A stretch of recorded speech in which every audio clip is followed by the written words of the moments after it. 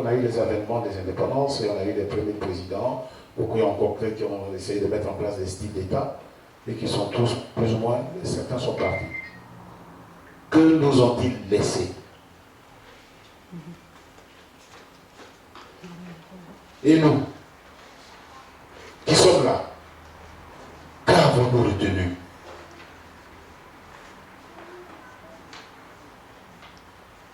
C'est par rapport à ça que, aujourd'hui, je vous appelle tous par rapport à la Côte d'Ivoire qui est en train de s'entre-déchirer, où les gens sont en train de s'entre-tuer, et c'est encore de mettre une autre situation en place pour pouvoir repartir à la reconquête d'un certain pouvoir, pour qu'ensemble, on puisse discuter et comprendre pourquoi nous nous faisons violence. Merci. La deuxième réponse, quand vous avez dit, qu'est-ce qu'on est venu faire ici? Je vous retourne la question. Qu'est-ce que je suis venu faire ici? Qu'est-ce qu'on est venu faire? C'est parce qu'on a des pays dans lesquels on est toujours brimé. On se bat. On ne sait pas pourquoi. On dit de temps en temps, il faut qu'on se remette ensemble. Qu'est-ce qui nous arrive? Moi, je ne sais pas.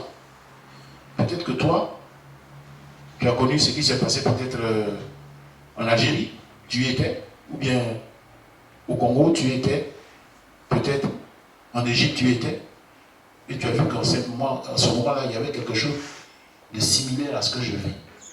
Tu peux m'apporter une petite réponse qui va me permettre de comprendre ce qui allait se passer. Non, ce n'est pas chez moi.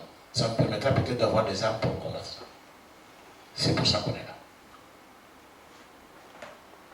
Est-ce que je te donne une petite réponse? Merci. Mais, en tout cas, j'interviens parce que, bon, moi, je n'ai pas l'habitude de ces réunions-là. Mais bon, je suis là parce que j'ai reçu le message.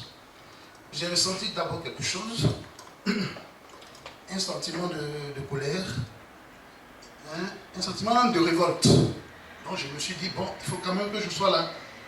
Et je suis venu. Et permets-moi de te tutoyer. Tu as fait un bel oratoire, mais je n'ai pas senti dans tout ce que tu as dit le sentiment de cette colère-là, de cette révolte. Donc, sincèrement, je me demandais, je pensais avoir moins des éléments de colère, des éléments de révolte pour mener à bien un combat. Parce que le combat n'a de sens que s'il a une raison particulière. Donc, vraiment, comme le monsieur, je ne me retrouve pas. Moi, j'aimerais savoir, avoir des explications, même qu'on me dise le sens véritable de notre présence.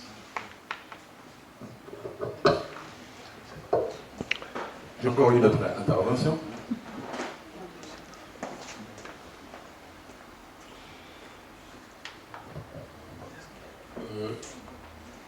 Je remercie la section EIV de nous réunir encore une fois. Ce n'est pas facile. Donc, moi, je sais pourquoi je dis ça.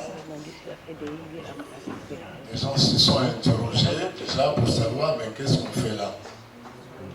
Ceux qui connaissent la situation en Côte d'Ivoire, effectivement, doivent savoir pourquoi ils sont là. Voilà, nous sommes là parce que les libertés fondamentales sont bafouées en Côte d'Ivoire. Ce n'est pas la générique des camarades qui sont en prison. C'est une réunion de section du FP. Effectivement, les camarades auraient dû commencer un peu par faire la situation politique à Lyon. On sait qu'il y a eu le recensement, l'enrôlement. Quel a été le résultat? Il fallait un peu revenir là-dessus. On a aussi vu ici, il y a le conseiller du président Alassane qui est passé ici. Et il y a quelques velléités. Donner aussi la situation au niveau du Front populaire ivoirien. Bonsoir. Je voulais intervenir sur votre rebondissement, surtout sur ce que le frère tout à l'heure avait parlé. Je pense à ma deuxième intervention, c'est sur la situation du moment. Je ne partage pas son analyse de tout à l'heure. Parce que le SMS que nous avons reçu nous convoque, mais avant de nous convoquer, on dit qu'il y a des Ivoiriens qui sont tués, qui sont emprisonnés, qui sont castrés. La première des choses, la réaction d'un individu, c'est la colère. La réaction naturelle de quelqu'un. Il s'exprime par la colère.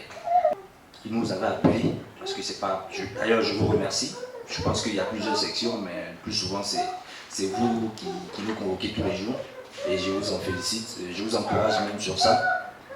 Mais je pense que vous avez déjà défini votre ordre du jour.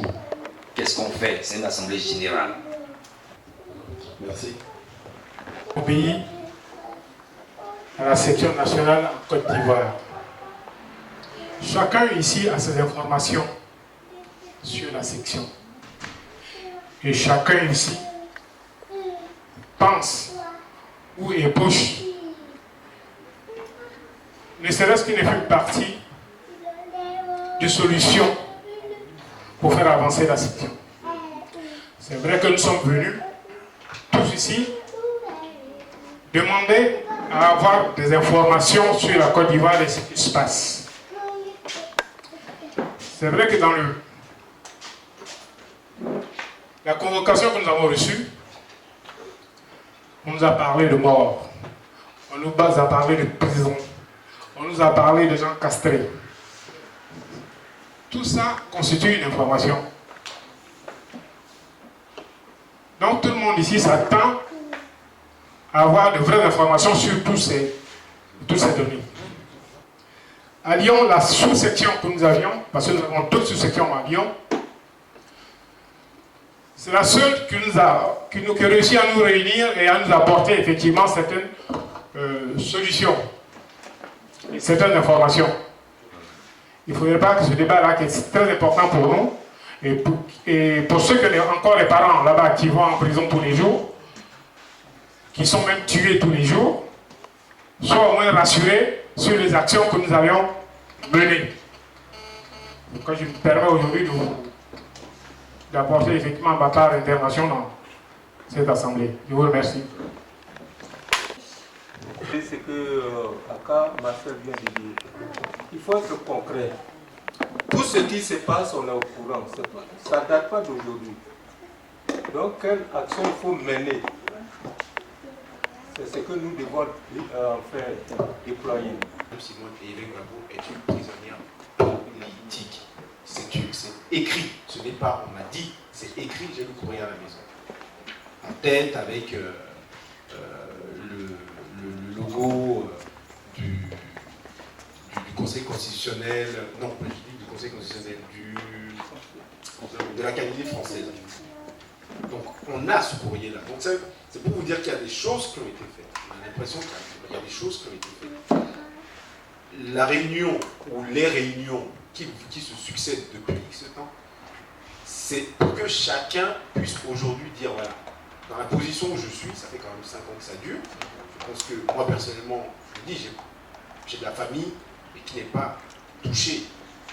Je pense que vous êtes plus touchés que moi, et ainsi de suite.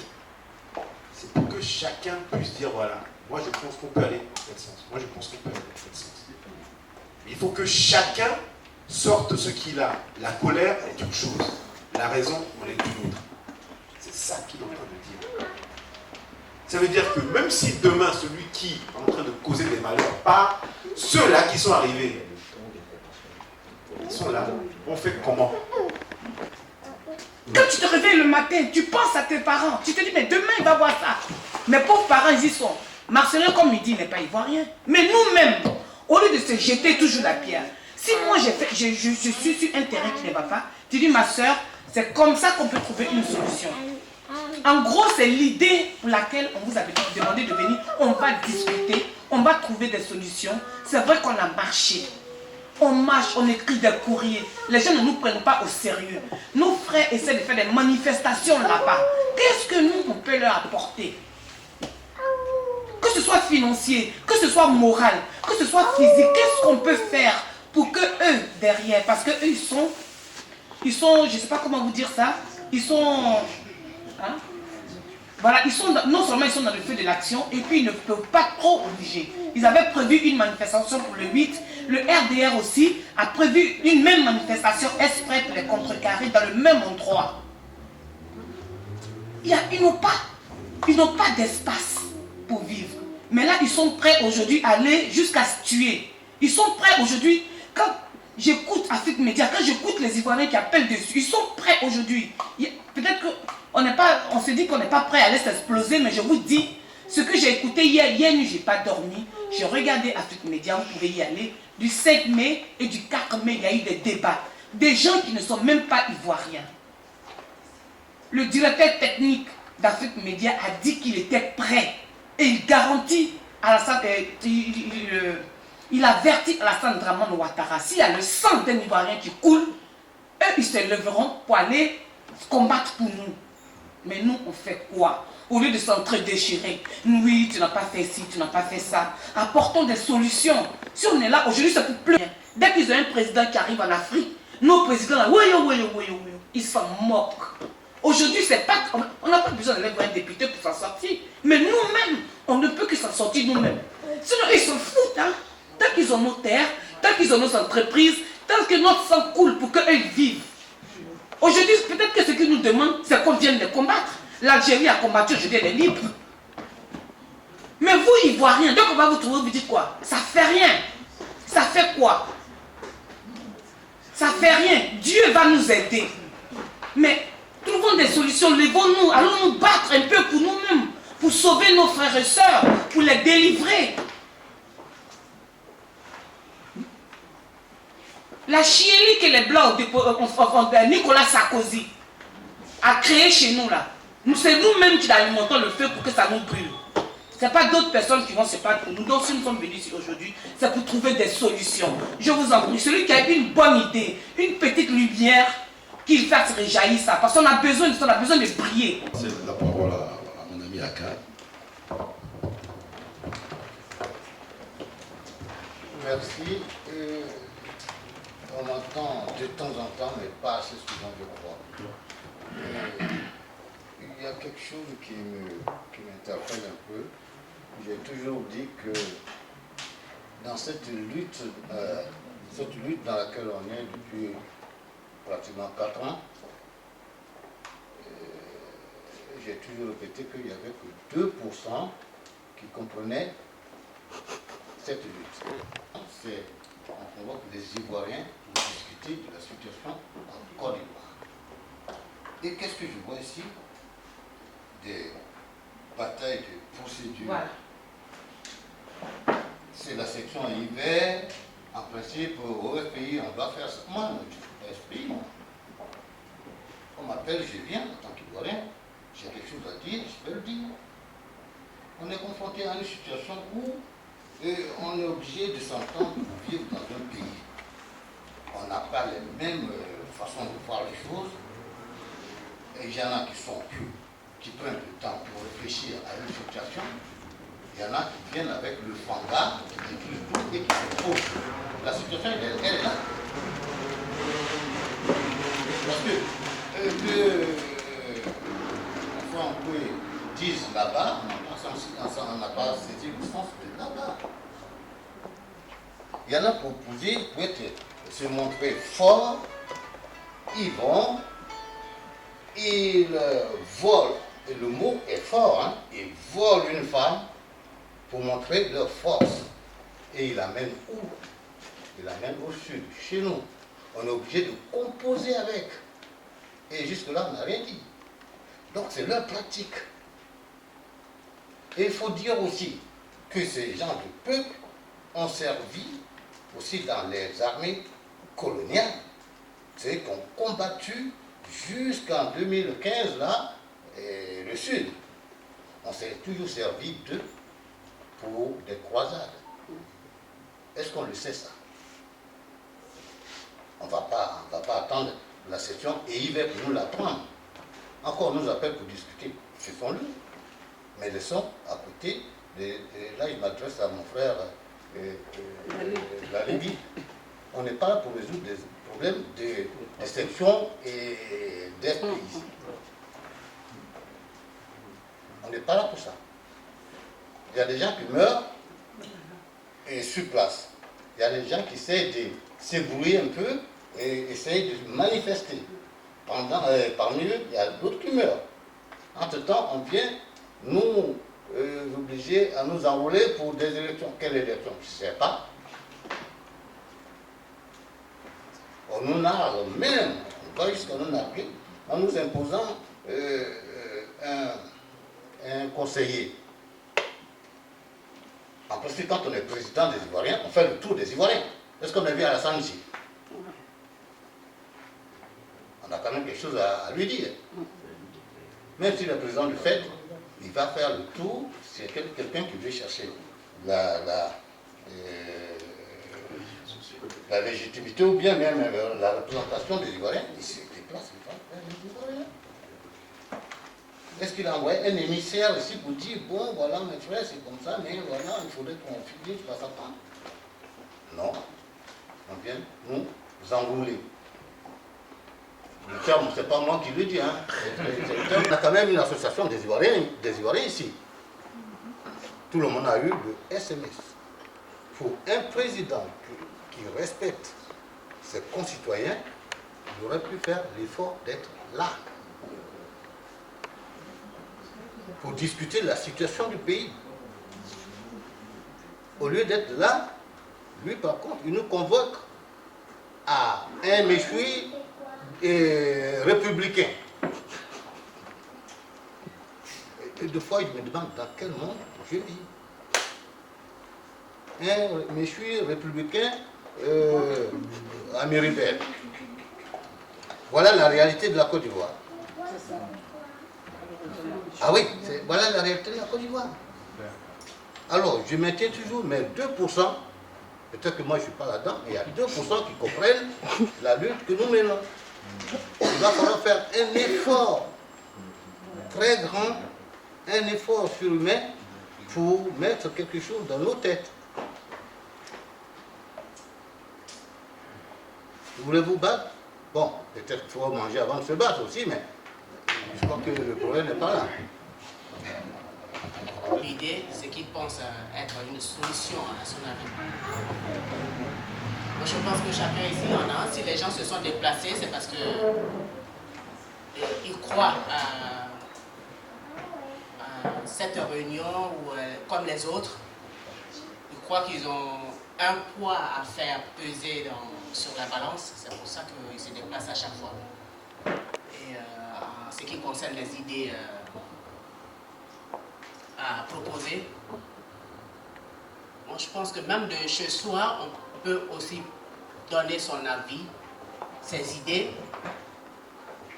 Et ce que moi je voudrais voir mettre sur pied, ce serait un guichet, je ne sais pas si je peux l'appeler comme ça, un guichet unique où chacun, ou comme une caisse, où chacun peut envoyer un courrier, une adresse même, où chacun peut envoyer son idée écrite, posée à ce guichet-là. Un guichet unique où chacun peut aller déposer ce qu'il pense à une adresse fixe et avoir quelqu'un qui s'occupe de ce recueillement-là d'idées et même à la création d'un groupe pour analyser toutes ces idées qui sont déposées dans la boîte et ensuite convoquer à nouveau comme ils font là, comme on est là, pour nous dire voilà, à tel moment on vous a proposé ceci, voilà des idées qu'on a recueillies, voilà ce qui a été retenu et qu'est-ce qu'on fait avec tout ce qu'on a retenu? On fait un tri, qu'est-ce qu'on fait? Comme la majorité l'emporte, les idées qui prédominent, on suit la voie. Toute l'Assemblée ici présente. Bon, mon retard ne me permet pas de me balancer dans le sujet. Je sais que nous sommes ici aujourd'hui pour une grande réunion. Et pour ne pas que ce qui s'est passé la dernière fois nous tombe dessus, je pense que la section a une très bonne initiative, qu'on se retrouve au moins une fois par mois, même je dirais une fois par quinzaine, pour essayer nous organiser au mieux, qu'on n'ait pas les surprises. Voilà. Sur cette histoire de rattrapage ethnique, on aura beaucoup à dire et à voir ensemble. Je vous remercie. Quand on parle de la Côte d'Ivoire, on parle de l'Afrique tout entière. Voilà. Même les Européens même le disent. Ils disent que le problème de la Côte d'Ivoire, c'est le monde entier. Donc ça va de soi pour les autres pays africains. Et comme vient de me dire, de le mentionner la coordinatrice Monique Berthelot, effectivement, c'est des occasions qui devraient nous offrir pour qu'on puisse ensemble méditer et parler de nos problèmes.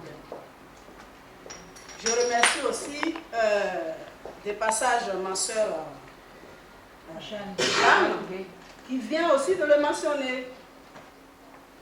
Il faut créer une boîte d'idées. Je crois que le mot a été déjà dit.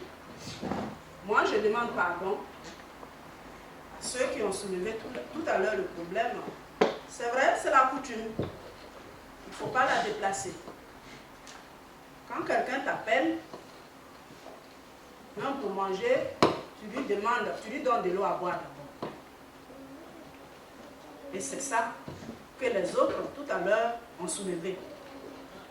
Donc, ce n'est pas faux.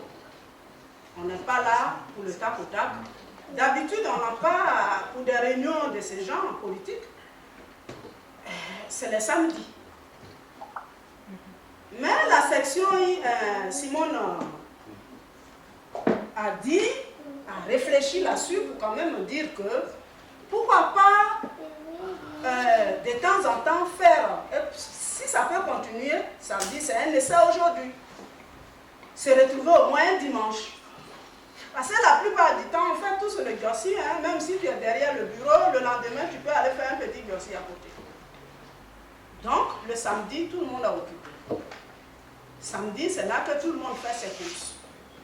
Donc, un dimanche après-midi, il y a une chose que je voulais mentionner et demander pardon à tout le monde, c'est qu'on a mis 13 heures. Ça ne devrait pas se faire comme ça. On allait mettre 15 heures. 15 heures, sachant que, bon, c'est lui qui nous cède la salle, qu'on lui dise, ben, voilà, ça doit aller jusqu'à 20 heures. Parce que le dimanche, il y en a hier qui ont pu, qui étaient à une veillée, et d'autres, voilà, qui se sont levés, bon, qui disent, bon, j'ai trop bossé, il faut que je me pose avant d'aller à cette réunion-là. Et le dimanche, la plupart du temps, c'est là qu'on apprécie vraiment son petit. J'ai entendu un frère tout à l'heure dire que oui, ceux qui portent le message, quand on les entend et par leur comportement, c'est vrai, quand tu vois le message, ça fâche, tu es en colère, mais ils ne sont pas fâchés. On dit que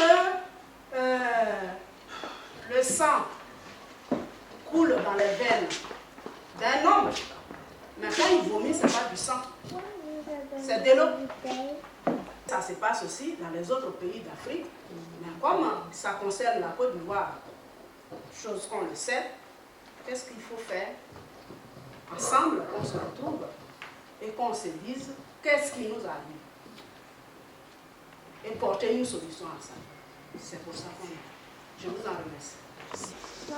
Cette contribution, elle est très simple. En fait, les partis politiques de l'opposition, il y a 3 types. Il faut bien comprendre, parce qu'on n'a rien inventé. Les choses ont toujours existé. Soit dans l'opposition, tu choisis la clandestinité, ou le combat clandestin, l'affrontement. C'est ce que l'ANC a fait. À un moment, ils sont arrivés au bout de la lutte, ils se sont retirés, ils sont rentrés dans la clandestinité. Soit tu as un parti d'opposition qui est reconnu, c'est-à-dire que tu participes aux élections comme ça existait sous Laurent Gbagbo.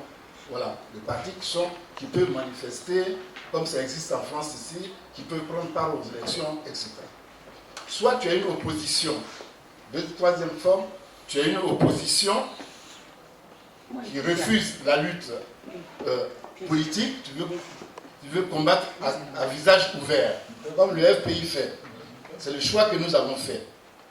Et quand nous avons fait ces choix-là, les formes d'opposition sont claires, sont connues. Il faut marcher. Aujourd'hui, en Côte d'Ivoire, ils nous refusent de marcher. Ici, grâce aux marches que nous avons faites ici, ça a été reconnu.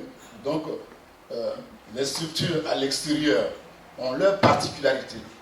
C'est-à-dire que le FPI, la section FPI, dans la phase de lutte où nous sommes, la section FPI qui a en Côte d'Ivoire, il n'a pas exactement le même rôle que nous. Donc, quand j'ai dit tout à l'heure que dans le travail que nous avons à faire, nous à l'extérieur, il faut continuer toujours à faire de la propagande et faire en sorte que le pouvoir aussi, il faut l'isoler. C'est ce qu'on appelle les campagnes d'information auprès des autorités ici, des maires. Il n'y a pas que, il y a des maires de gauche qui peuvent nous recevoir. Donc la politique ici, c'est de la communication. Moi, je dis que si la section EIV prend contact avec le maire, c'est pas moi, PCO de gauche, qui est reçu par le maire PC ou le maire de parti de gauche, que c'est affiché dans un journal, ça veut dire que la section FPI EIV travaille. C'est ça l'agitation. Il faut faire connaître notre combat, il faut faire connaître le combat que nous menons. C'est dans ce sens-là que moi j'ai pris la parole. Je n'ai pas pris la parole pour invectiver quelqu'un, etc. Ça va apporter ma contribution. Et il y a plusieurs pistes d'idées.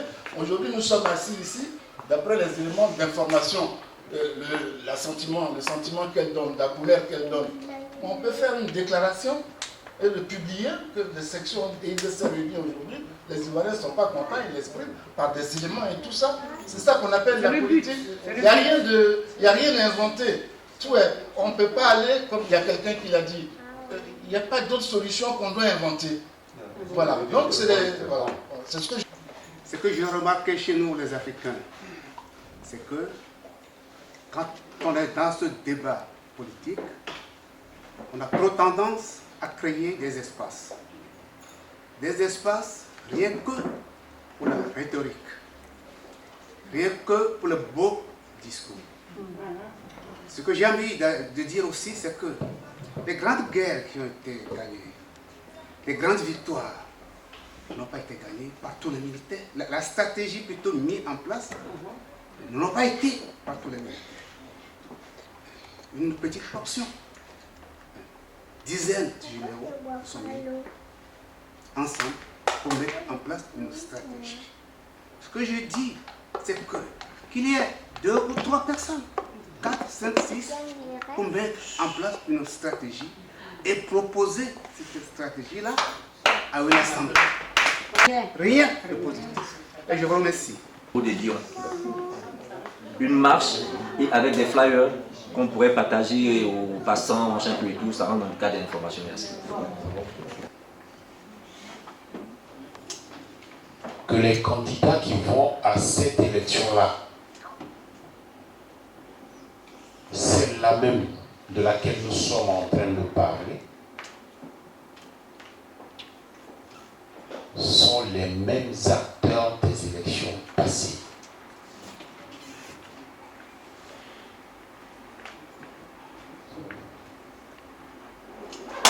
Nous sommes tous sans ignorer que l'organe qui vient d'être créé pour symboliser l'opposition est composé par ces mêmes gens qui hier étaient avec Alassane pour massacrer les Ivoiriens. Poser beaucoup de problèmes, notamment sur les 2 FPI.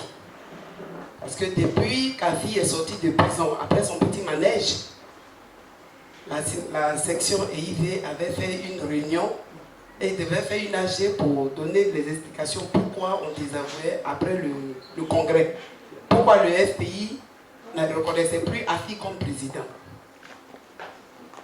Donc comme j'ai entendu parler de propositions, je pense qu'il est quand même probable aujourd'hui, là, à l'instant T, de dire un peu pourquoi le FPI ne reconnaît plus AFI. C'est vrai que tout à l'heure j'ai entendu si c'était le FPI qui organisait ou si c'était la diaspora, bon. Le FPI à Lyon, depuis les dernières élections en 2010, depuis qu'on a arrêté le président, enfin on l'a arrêté, on a déporté le président Gbagbo, a toujours travaillé avec des amis et sympathisants. Donc, qu'on ne s'étonne pas quand on voit à une réunion du FPI des sympathisants. Donc je ne sais pas qui avait posé la question, mais je profite de l'occasion pour clarifier certaines choses.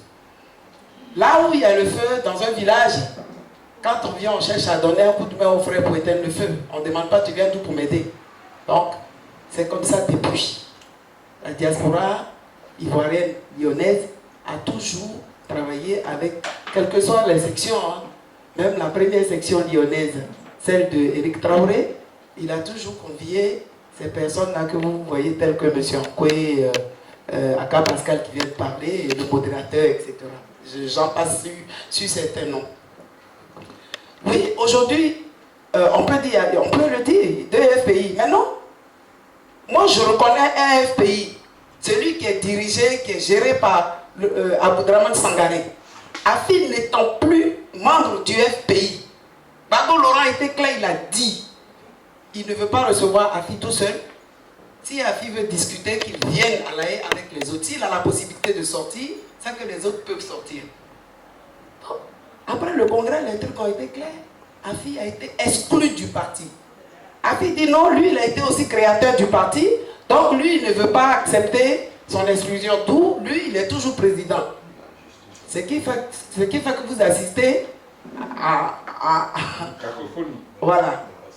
Mais c'est vrai que quand tu viens travailler ou tu viens pour aider quelqu'un et ce remis-ménage se fait autour de toi, quand tu n'es pas aguerri, c'est comme ça, c'est bon. Tu peux être aguerri, mais quand tu ne comprends pas, excusez autant pour moi, quand tu ne comprends pas ce qui se passe, ça peut te faire peur. C'était comme ça à Lyon ici. Le parti existant à Lyon était géré par un secrétaire. Alors qu'il fallait avoir 15 personnes pour créer une deuxième section. Comme ceux qui viennent nous aider ne savent pas, ont toujours pensé que ce n'était pas possible. Alors qu'au FPI, le premier secrétaire de la section de Lyon qui est dans la salle ici aujourd'hui, il peut témoigner. Mais là, il me dit, on est en politique, je peux aider personne, je peux aider ce qui m'arrange. Il a dit. Et il a fallu que les Parisiens viennent pour que la camarade dise haut et fort, il faut 15 personnes pour faire une section. Si vous êtes nombreux à Lyon, vous pouvez avoir plusieurs sections. Maintenant, si vous voulez avoir 2 grandes sections, vous pouvez aussi le faire. Donc, quand les gens arrivent, qui voient un AFI qui gère un FPI, avec les mêmes personnes, les mêmes jeunes qui étaient prêts à donner leur poitrine pour le parti, c'est vrai qu'on est un peu mélangé. Donc, Galoma, oui, le parti aujourd'hui reconnaît que son président, il s'appelle Aboudraman, il s'appelle Laurent Gbagbo, qui est représenté par Aboudraman Sangaré. AFI, c'est un imposteur. Excusez-moi, il peut y avoir des affiliés dans la salle, je les regarde droit dans les yeux pour le dire. On ne reconnaît pas d'AFI et des autres. Il a fait son choix. Il y a un qui vient de dire là qu'on attend à ce jour qui a gagné les élections. AFI était là pour reconnaître cela. Qui a gagné? On n'a pas encore dit le nom de celui qui a gagné. Mais il y a un qui croupit à La Haye. Et toi, AFI, tu vas accompagner Draman Ouattara dans son petit marchandage de cacao qu'il fait avec ses amis. Non, nous refusons cela. Donc on ne le reconnaît pas. Maintenant, ceux qui ont l'habitude de travailler avec le FPI ici, à partir de maintenant, vous allez avoir plus d'informations sur comment le parti tourne. Car il y a la diaspora, il y a le parti. Nous autres, nous sommes politiques. On ne peut pas prendre des décisions que le parti ne valide pas. Je vais donner l'exemple de Blé-Goudé. Zab Krasso a eu une déclaration après cette réunion d'AFI. Tout son cabinet aujourd'hui, il a tout repris. C'est ça un parti. Ceux qui ne font pas de politique, que je respecte d'ailleurs parce qu'ils ont leur raison, hein, ils prennent des décisions qui les arrangent. Ça m'arrange d'aller écouter le FPI, ça m'arrange d'aller écouter un tel. Mais celui qui a décidé de prendre sa carte dans un parti, il est obligé de respecter le texte du parti. Donc nous autres là, le FPI a une représentation aujourd'hui qui est à Paris, aujourd'hui, depuis un certain temps, depuis les années 90, qui est à Paris. Cette représentation est représentée par Adé Assalé Hortense. C'est elle que nous le connaissons. Avant chaque élection, il y a ce qu'on appelle le recensement général de la population. Donc, l'État engage le recensement des nouveaux électeurs. Ils avaient tablé sur 3 millions de nouveaux électeurs. Au final, au plan national, ceux qui ont été recensés, c'est 320 000 personnes qui ont été recensées. Et à l'extérieur, ici, je vais dire 9 000. Donc, il faut bien comprendre. Ça a été un fiasco, le recensement général de la population. Sur 3 millions, nous avons eu moins de 500 000 personnes qui ont été recensées. Voilà, c'est ce qui doit être dit. En fait, elle a bien fait aussi de soulever le problème parce que, bon, l'autre frère avait parlé de ça. Déjà, vous savez, en politique, il faut rassembler toutes les tendances. Il ne faut pas faire de la politique une organisation planique. Quand tu fais de la politique une organisation planique, ça veut dire que tu ne vas pas aller loin. Tu n'iras pas loin parce que dans ta même organisation, il y a des gens qui ne seront pas aussi d'accord avec toi. Le président de Gbagbo, il n'a pas fait de la politique ivoirienne une organisation planique. S'il vous plaît. Donc, dans toutes ces nominations, il y a eu toutes les couches de la population ivoirienne. Je comprends que le monsieur dise qu'est-ce qu'il a fait au BT. Je comprends son amertume. C'est dit quoi? C'est dit si dans la maison c'est ton fils qui est devant, s'il est agressé, c'est toi d'abord qui es le papa, c'est toi qui es le parent, c'est toi qui réagis en premier lieu, d'autres personnes ne doivent pas réagir à sa place. Ça, j'ai compris son. C'est ce qu'il voulait expliquer, je pense. Bravo. Voilà. Ça, c'est ce que voilà. Sinon, ce n'est pas attaquer les PT directement pour dire que non, pourquoi est-ce que les PT ne sont pas radicalisés à sa cause. Ils ne sont pas reliés à sa cause, et c'est d'autres personnes qui sont reliées à sa cause. Ouais. Donc, c'est pas ça. Alors, je ne suis avocat de personne. Hein. Par exemple, vous voyez, moi je suis d'Issia. À Issia, hein, il y a beaucoup qui sont musulmans. Il y en a qui sont beaucoup RDN. C'est tout comme à Dara. Tu vois.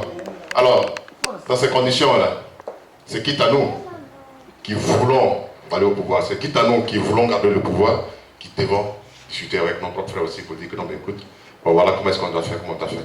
Mais aujourd'hui, il s'est trouvé que non, ben, lui, il a usé d'une stratégie ethnique qui nous frappe aujourd'hui. C'est ça le mal. C'est ce qui fait mal aux Ivoiriens.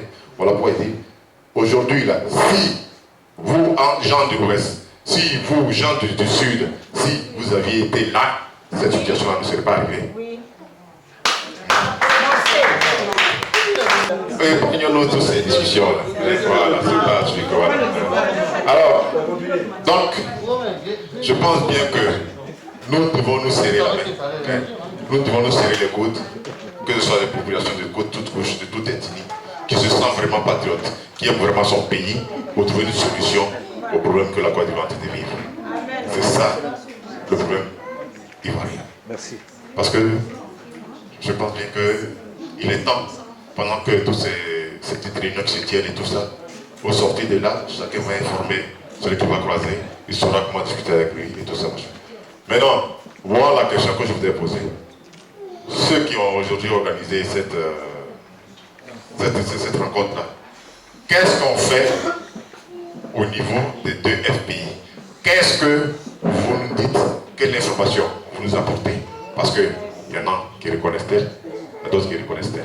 Mais les perdus, il faudrait qu'on fasse en sorte pour les ramener dans la maison. Voilà. C'est ce qu'on attend de vous, quoi. Voilà. Je vais à une réunion où on voit que quelqu'un a été déporté comme un animal, et puis je ne vois pas les gens de chez lui se lever alors que je sais comment se passent les funérailles chez les bêtés, moi ça m'interpelle quelque part. Alors si ça peut les faire bouger, eh bien ils bougeront. S'ils ne veulent pas bouger, ils restent là. Nous on va faire le travail.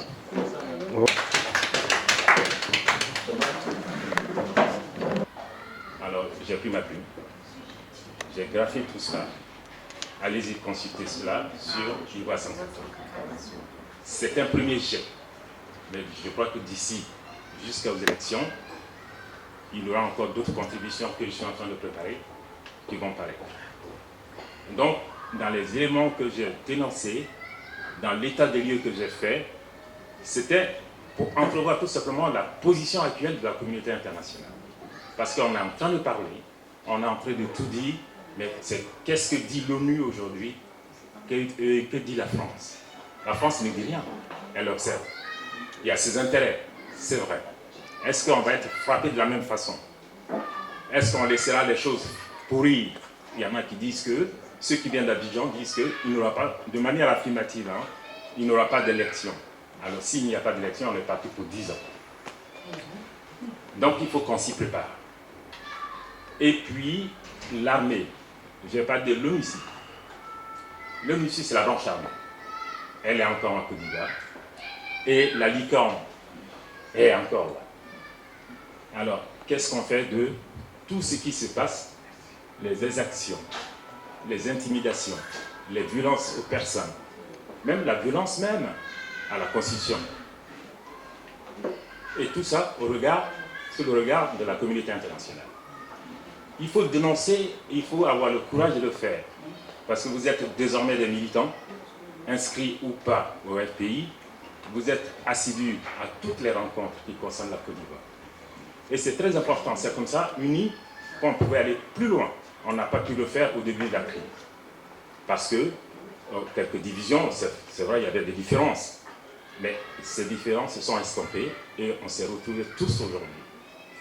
La Côte d'Ivoire, elle est unique.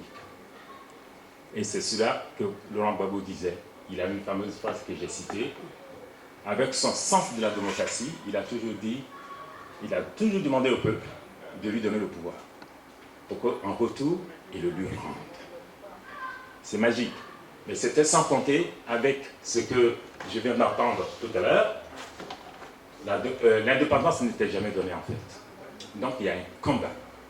Le combat se situe sur ce qu'on doit faire tous les jours. C'est ce que j'ai fait. Et j'invite tout le monde à le faire. Donc, tout est ouvert.